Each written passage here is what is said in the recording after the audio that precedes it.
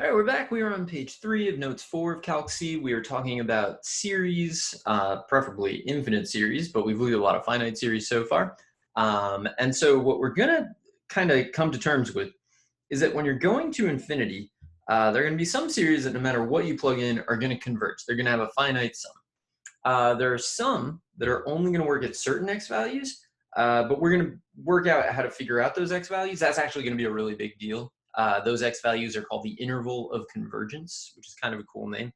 And then there are going to be some that just basically remain beyond our ability, but we can still look at the partial sums and see what's happening. And then there are others that actually never really converge, and I don't really understand why those are considered series. They're just like a random collection of symbols, but whatever, it's a thing.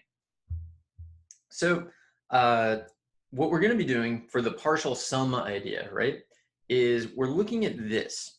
So we'll say that the sum of a series is equal to the limit as the partial sum goes to infinity. So first partial sum, second partial sum, out to the infinite partial sum. If we can find the limit of the partial sums and it is finite, then we'll say the series sums up to that. So S sub k is the partial sum. So you're going from the first term out to the kth term. All of that I find is more technical than it really needs to be. But basically, if the sequence of partial sums converges to S, then we will say that the series converges and has a sum of S. If the sequence of partial sums diverges, we'll say that the series diverges too. That's all we're really talking about here. So let's see if we can find these. So use numerical approximations to determine if the series has a sum, make approximations to 4 decimal places. If you have a CAS, also find the exact value. Okay, so calculator, obviously, I guess. Swap, let's see. So we want to do the sum. I'm just gonna set it up, I guess. I'm gonna set it up as S of k, and then I can just do S of whatever, and it'll be a little faster. I spend so much time setting up little contrivances like this that I feel like it would be faster to just do it the normal way, but I don't. Okay, so I'm saying if I do S of 10, it's going to take k equals 10 and put it up here. So we're going from 0 to 10. So it's really the 11th partial sum because the first partial sum would be 0 to 0. Don't get involved in that kind of conversation. It's too annoying. So this gives me 2.965. 2.965. Let's make it 100. 3. Okay, so 3. 3.000, is it? Nope, 2. Yeah, but you round that to, unless you truncate, you're going to be writing 3 no matter what. So I'm going to go with 3. And then the next thing I'm going to do is I'm going to take the limit. So I don't know what happens. If I do S of infinity, this should not work. Oh, okay, but it did. I feel that should not have worked. I think what I should have done is the limit of S of k as k approaches infinity. I don't know why I'm bothering to show you what I think I should have done when the calculator, why would it let you plug in infinity? What does that even mean? But the calculator is saying that there's no decimal point here. It just straight up is 3, which means if we add up an infinite number of terms, so can we generate the terms of the sequence? So I'm going to show you. So I'm going to do, what am I going to do? Sequence of 2/3 to the n. And let's go from 0 to 20, right? So we're just looking at the terms. I'm going to do decimal, I guess. If we add these up, we'll get a partial sum. So if I do sum of the answer, I don't know what that's going to do. There you go. Okay, so what if I do 20, I don't know, let's do 50. Right, so it's going to put out 50. I'm going to do the sum of that, and I'm going to get a decimal. And it's already very close to 3. It rounds to 3. That's essentially what's happening. You're generating the terms of the sequence, then you're adding up the terms of the sequence. That becomes a series, and then you're looking at the partial sums of that series. So in this case, we get a finite number.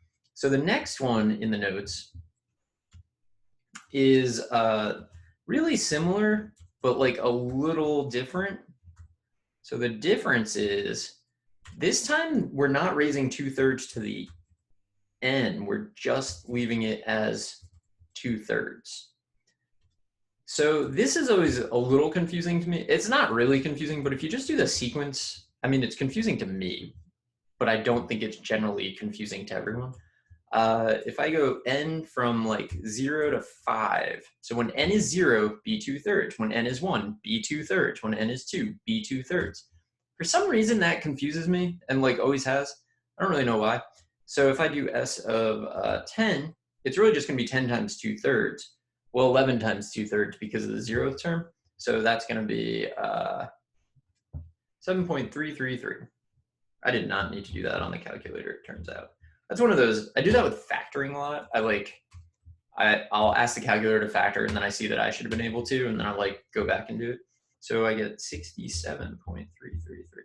I mean, if you try to go to infinity, there's no, why would there be a sum? You're just doing 2/3 times infinity plus 1, basically, which is a very infinite number.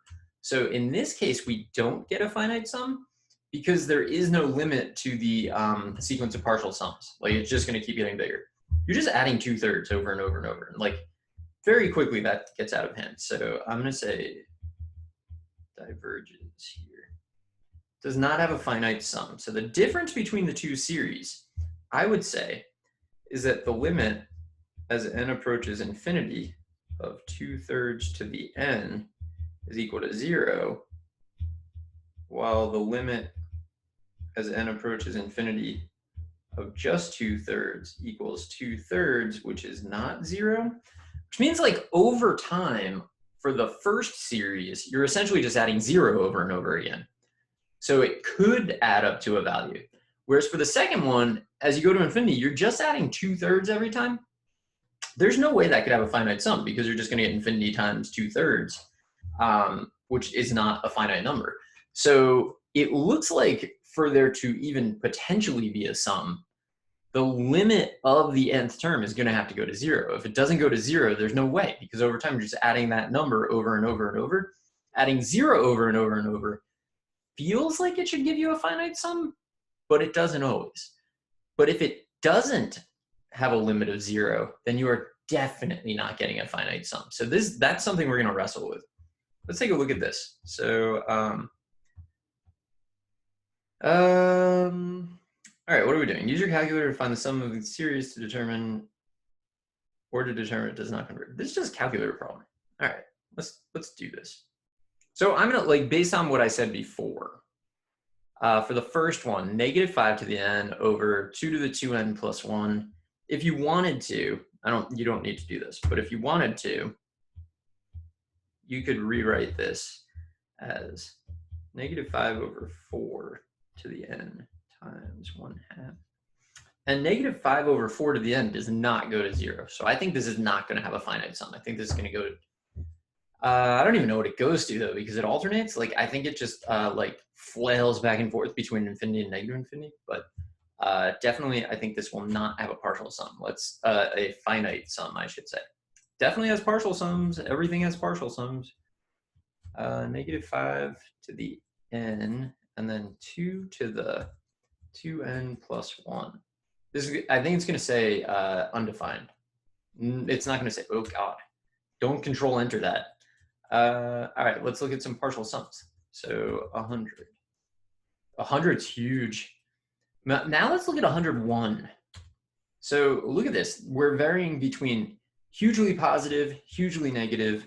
If I do 102, it's going to go back to hugely positive. It's not zeroing in on anything. It's growing toward like positive and negative infinity as it goes. Diverges, for sure. So I'm going to write down diverges. I think that we could say it diverges because the limit of the nth term is not 0, which is that's gonna turn out to be a rule, and we're gonna end up using that as like our first line of defense every time. You basically just hope that a series diverges because it's easy to show that, and when it converges, it's a little harder. If you do enough of them, you get this sense of whether or not it's going to converge or diverge. So 2 pi times n is kind of dumb because it's always just 1. Well, it's always doing just the cosine of 2 pi, right? Like times 1 times 2. Yeah, so it's just cosine of 2 pi, which is cosine of 0, which is 1. This is just 1 over e to the n. I think this is going to converge, and it does. So your calculator just spits it out. And what we want to do is figure out how the calculator got that, which we will soon enough. And then let's change this up to be pi over e. So I'm going to do e to the first, and then plus 1. And then this is to the n. This is going to converge to something weird. Yeah. So this, so like we don't exactly know. If you remember algebra 2 stuff, you do know why these converge.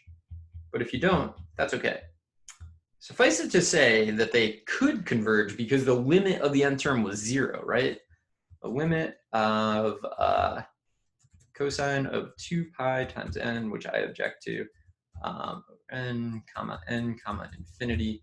This limit's going to be 0, which means that eventually you're adding up really tiny, infinitesimally small things. You have a chance of converging.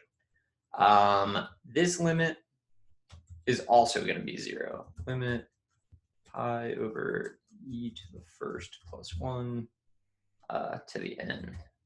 I don't know why I keep doing it in that order, but whatever. Infinity. This is going to be 0. So it has a chance to converge. This one, negative 5 to the n over 2 to the 2n plus 1, comma n, comma infinity. This is not going to be 0. It does not have a chance of converging. There's no way. Also, apparently you can't find this. Let's just take this out and we'll know that it alternates. Infinity. It's alternating between infinity and negative infinity, depending on if n is positive, is even or odd. So that definitely was going to diverge. So these are things we want to think about. And I think that's the end of this page. So I will come back in the next video. And I mean, it seems like we should talk more about that, but I don't know what the next thing is. Yep. All right. We're going to talk about it on the next page. So I will see you there, and we'll work out the mystery of this. And it's all pretty interesting stuff. So I hope you're enjoying it, and I will see you there.